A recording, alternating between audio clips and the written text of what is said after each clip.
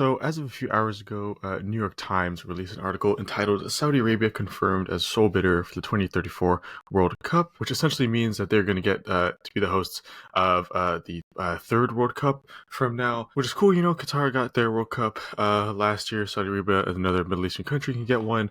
Okay, all is cool. Until you actually read into this article, which I will read over for you guys. And once you hear the little details behind how they actually got the Saudi Arabia bid, you're going to be a little intrigued and maybe a little annoyed at how corrupt FIFA has obviously been becoming. Before I get into it, if you guys want more breaking news content about anything soccer, if you want more World Cup related content, even up until 2034, hopefully we're still kicking by then. Make sure to subscribe to the Getting Football podcast. We're uploading videos every week at least, talking to you guys about any football topics going around the world. So if you want to hear our opinions, please make sure to subscribe. And if you have any opinions about this topic or any other topic that we have videos going forward, make sure to leave it in the comments below, because we do like to read it. And who knows, we might make a react in the comments kind of video pretty soon. All right, so like I said, I'm going to go over the article with you guys, and you guys can let me know what you think at the end of the video. But it reads in the beginning that Saudi Arabia emerged as a likely winner in the abbreviated race to host soccer's World Cup in 2034 on Tuesday, after Australia's Soccer Federation announced that it would not bid for the tournament. So Australia was the other bigger power that was, or bigger country that was going to attempt to bid for that World Cup. We already have confirmation of 2030's World Cup. I think it's the first one that's going to be on 3 different continents. That's a whole different story. That's a whole different problem for another time, which we can talk about later. It was going to be Australia and Saudi Arabia for the 2034 World Cup. And like I said, Australia just backed out, which is normal. It's fine. Countries back out when they realize they can't hold the infrastructure or they don't think they have a chance of winning it. But this, like I said in the beginning, there's a little more to the story than just them dropping out. Previously, one reason that Australia dropped out is because FIFA kind of changed the requirements to request a bid for the World Cup.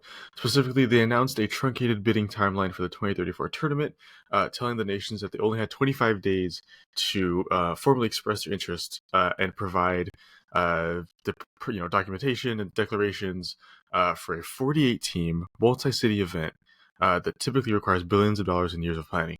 So you're giving these countries a month to do years of planning and dedication to this. It's a little iffy.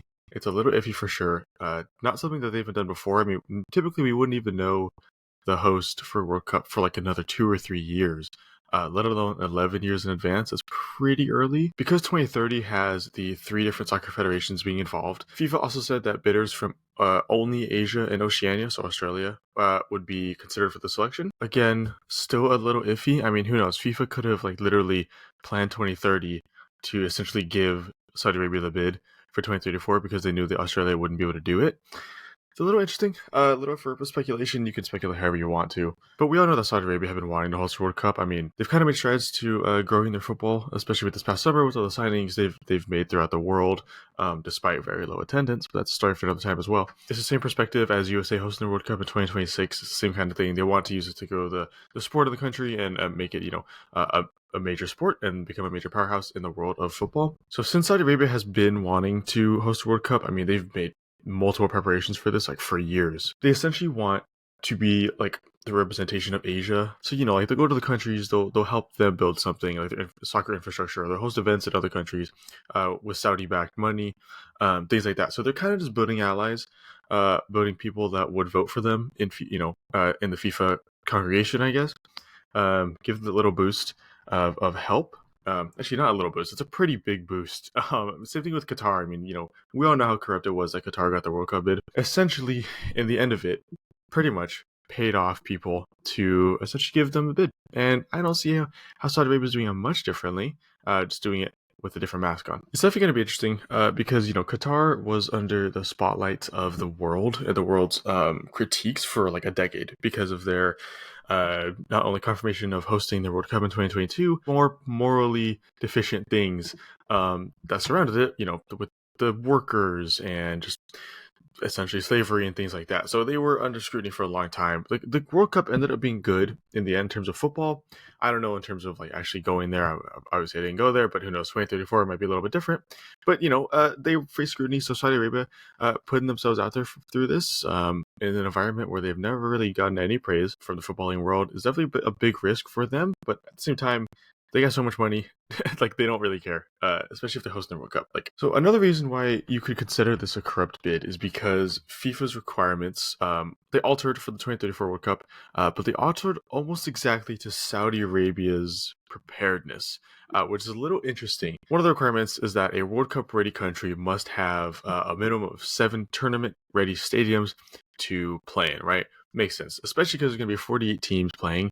You need to have multiple games to be ready. You can't be playing, 48 teams all playing their games in like 2 or 3 or 4 stadiums, right? You just can't. It's just not sustainable. It's just going to be too much. And to focus on something like that might take away from the football as a whole or the quality of the World Cup, things like that. That requirement of 7 stadiums was reduced to 4.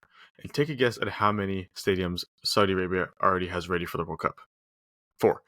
So that's a little interesting, right? You could have made it 6, you could have made it 5. It's 2034. They could have had something to build. They could have like presented blueprints or that they're ready to build more stadiums for the World Cup.